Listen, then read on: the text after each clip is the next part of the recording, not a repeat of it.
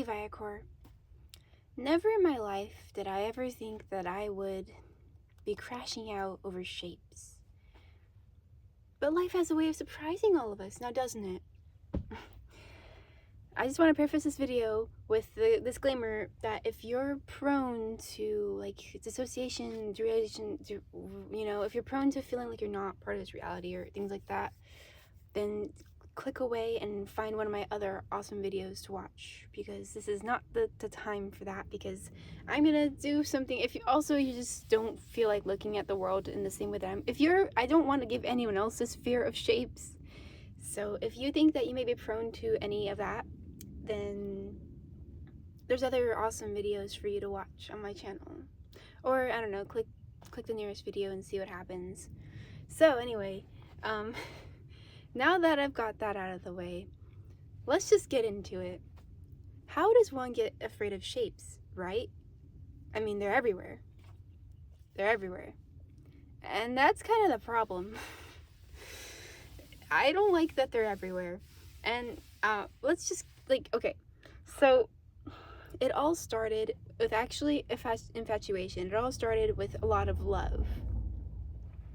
I was really into how math and art go well together, and I think I still am really fascinated and I love that very much. And so I was looking at different like math and art books, and just like looking up online like how much art and math relate to each other, because I might have something called dyscalculia, which is like, it's where math is like, it's a math learning disability, and I'm not diagnosed, so I don't want to like say that I am, but essentially it's hard for me to count things and to understand like numbers very well, and I've always just had terrible math skills, which is probably not helpful for the fact that I want to study physics. But that's the thing, is that people usually find a different way to understand math if you don't understand math in the more typical way. And so that's what I was doing for myself, is that I was starting to understand math more through the terms of visuals and audio stuff, rather than just like looking at the symbols of numbers, because the symbols of numbers really confuse me and freak me out. So I was like looking into more math and just seeing like the underlying patterns in art with math. Now, I struggle with dissociation and derealization already, and autism. And so I see patterns very quickly, but also it can be very quick for me to get scared of those patterns. And so I didn't think about that when I was doing my research, because this fear kind of crept into me. It kind of just, that was a terrible wording. It kind of just snuck in, it was like the creature in the shadows of the closet, just watching, just waiting for that one day where I get a little bit too into my thoughts, and then now I see shapes everywhere. And it just escalated where first it was holes. I have a really deep fascination with holes, which sounds like a joke, but no, like in my art too, I would draw a lot of holes, and I just love like, I love the concept, like, what the fuck is a hole? Like, it's awesome. Oh, holes are my favorite thing. They're just, I could go on about that for a while.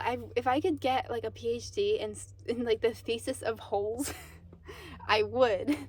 And that's not just because I'm gay. It's because I'm interested in how do we define, like, if you watch Vsauce's video, how many holes are in a human. I think it's just really fascinating. And so holes are the good guys here. Squares are freaky. Squares I don't like. So first it was like holes, okay, because I really like also black holes. Like I have like this theory. It's a long story. Not related. So I like holes, and when you start seeing the world through different holes, it starts making more sense, at least for me. Like, I like how they're like the collision between beginning and end, and here and there, and entering and exiting. Now squares, the closest I can think of with squares is kind of like with a door, but squares are kind of weird because they're kind of just there, and sometimes they're cubes, and sometimes they're tesseracts. Tesseracts really freak me out. So I was rereading A Wrinkle in Time. I didn't finish it, But after reading it a while back, later last year, earlier when I moved into my new apartment, because I live next to a library that I love a lot, that I have like a lot of great childhood memories with. So how does this, I know it seems like it's out of order and like it doesn't make sense how I'm bringing this up, but in A Wrinkle in Time, that was a book that I was obsessed with as a kid, because I think it was one of those books that really respected children's intelligence and ability to understand the universe in a much more higher level way, or like just a much more complicated way, like appreciating the complexity of the universe, which is something a lot of child novels don't really give children the place, the space to like hold, just the belief, the respect, and all of that. So I liked how A Wrinkle in Time did that. And in A Wrinkle in Time, they talk about a tesseract. And a tesseract, it's kind of complicated. Don't ask me to explain it, because every time I try to explain it, I feel like I fall short. Essentially, it's like it's the other dimension. It's how we would visualize another dimension with shapes. Usually it's like a square is used, but then it becomes a cube, but then it becomes beyond the cube. And so like that's when it folds in on itself. And so with my visual snow increasing and also my anxiety and all of that, it got a little bit weird, and I don't know, I kind of just hallucinate like tesseracts in the corners a lot. And I know that they're not real. I know that there's nothing I'm even seeing. It's just more like the corners freak me out because they're just so sharp. And when corners are made from places that are boxy, like apartment complexes or houses, I'm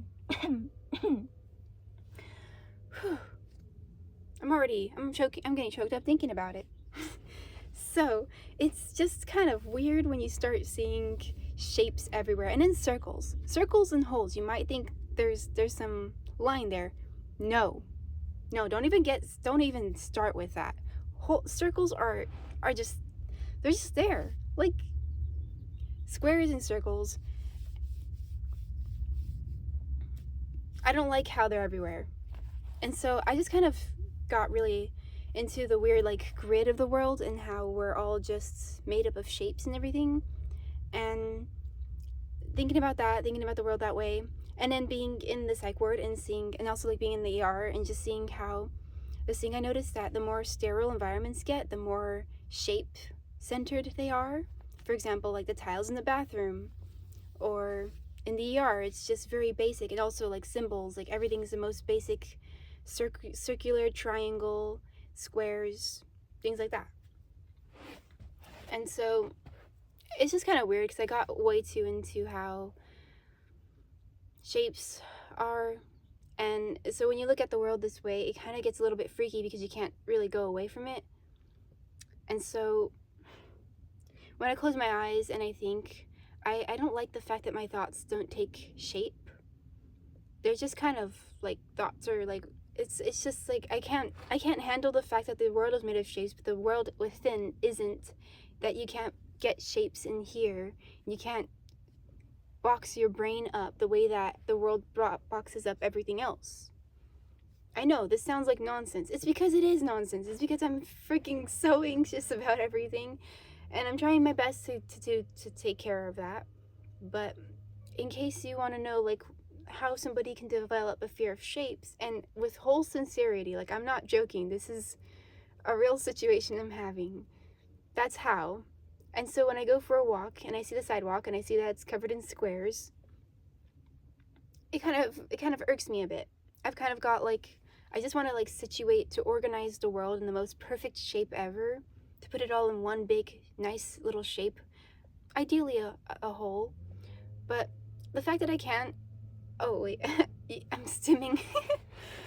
I'm doing my comfort stim, which is, see, this topic is kind of rough for me, but I want to face my fears and talk about it, because I know I sound like really insane talking about this, and also a big fear for me is becoming crazy. So this is a way for me to also like have exposure therapy with sharing the more like crazier sides of my little like,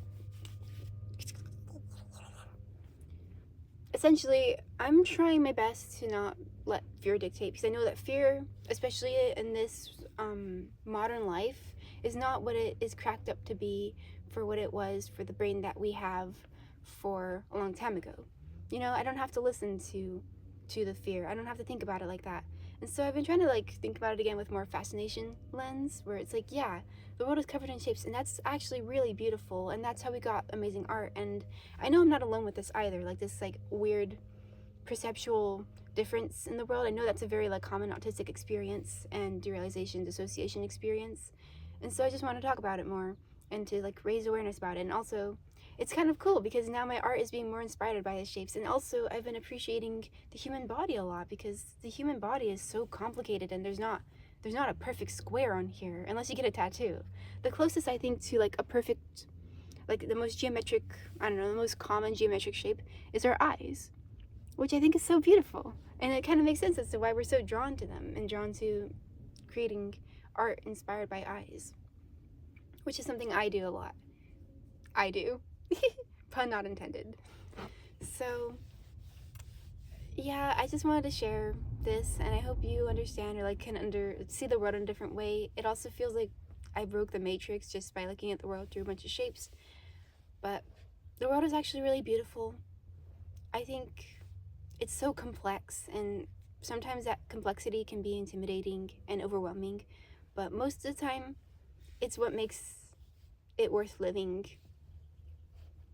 and it's what makes art worth having, partially. I mean, besides just the whole creating meaning out of life and beauty and all of that, underlying patterns of this world are so fascinating.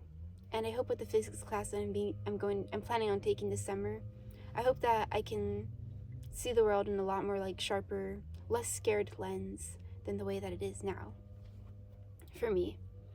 And I've been making some paintings inspired by this fear, this fascination, this confusion. And so I'm planning on sharing that like tomorrow, because I want it to be a perfect week. An exact week from when I first began painting my paintings.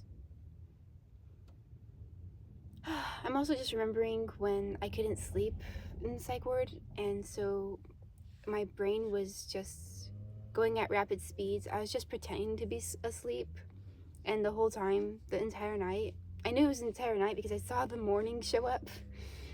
The entire night, I was just